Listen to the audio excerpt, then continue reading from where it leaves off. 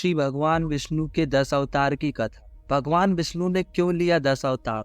10 अवतार शब्द से हम सब परिचित होंगे, लेकिन क्या आपको पता है कि इस शब्द के साथ भगवान श्री हरि को क्यों जोड़ा जाता है? त्रेता युग में राम बनकर तो द्वापर युग में श्याम बन के, कभी मछली के रूप में तो कभी बारह या कश्यप के रूप में जगतपाल श्री हरि विष्णु ने हर युग में पृथ्वी पर धर्म और शांति की स्थापना हेतु विभिन्न अवतार लिए। उनके इन्हीं अवतारों को संयुक्त रूप से 10 अवतार कहा गया। हिंदू धर्म में सर्वोच्च व सर्वोत्तम माने गए श्री हरि के इन 10 अवतारों का चित्रण बड़े ही कथात्मक एवं कलात्मक रूप से किया गया है। प्रभु के इन 10 अवतारों से पहले 4 अमानवीय अवतार, जिसमें मत्स्य, कूर्म, बारह और नरसिंह शामिल, जो सतयुग में हुई। वहीं इसके बाद के 3 मानवीय अवतार अर्थात वामन, परशुराम एवं मर्यादा पुरुषोत्तम श्री राम त्रेता युग के थे। इसके पश्चात द्वापर में नारायण ने श्री कृष्ण का अवतार लेकर मानव कल्याण एवं दुष्टों के दमन का उद्देश्य पूर्ण किया। उनका कलयुग में बुद्ध के अवतार ने भी मानव जाति के केवल सत्य, अहिंसा और शांति की ही शिक्षा दी है। श्री हरि के इन सभी अवतारों में मुख्य,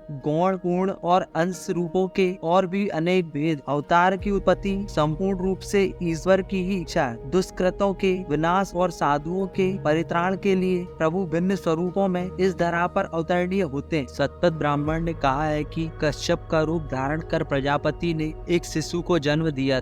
वही तैत्तरीय ब्राह्मण के मतानुसार प्रजापति ने बारह के रूप में महासागर के अंत स्थल से पृथ्वी को ऊपर उठाया था। देशों का स्वरूप अलग अलग भले ही क्यों न, किंतु कश्यप और वराह दोनों ही रूप विष्णु के ही हैं। विशेष रूप से मत्स्य, कश्यप, वराह एवं नरसिंह, यह 4 अवतार भगवान विष्णु के प्रारंभिक रूप के प्रतीक। इसके अलावा 5वें अवतार वामन रूप में श्री भगवान विष्णु ने विश्व को 3 पगों में ही नाप लिया। इसकी प्रशंसा ऋग्वेद में भी, यद्यपि वामन नाम नहीं लिया गया है। भगवान विष्णु के आश्चर्य से भरे हुए कार्य स्वाभाविक रूप से नहीं, किंतु अवतारों के रूप में ही हुए। वह रूप धार्मिक विश्वास में महान विष्णु से पृथक नहीं समझे गए। महाभारत के युद्ध में जब अर्जुन कुरुक्षेत्र में अपने और पराये के भेद में उलझ जाते हैं, तब भगवान श्री कृष्ण ने अर्जुन को गीता का उपदेश देते हुए कहा था, यदा यदा हि धर्मस्य ग्लानिर्भवति भारत अभ्युत्थानम् अधर्मस्य तदात्मानं सृजामि परित्राणाय साधूनां विनाशाय च दुष्कृतां